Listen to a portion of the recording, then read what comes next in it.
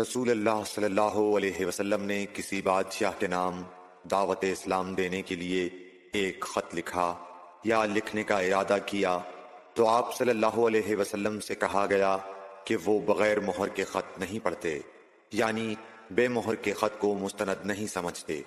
तब आप सल्लल्लाहु अलैहि वसल्लम ने चांदी की अंगूठी बनवाई जिसमें मुहम्मदुर रसूलुल्लाह कुंदा था।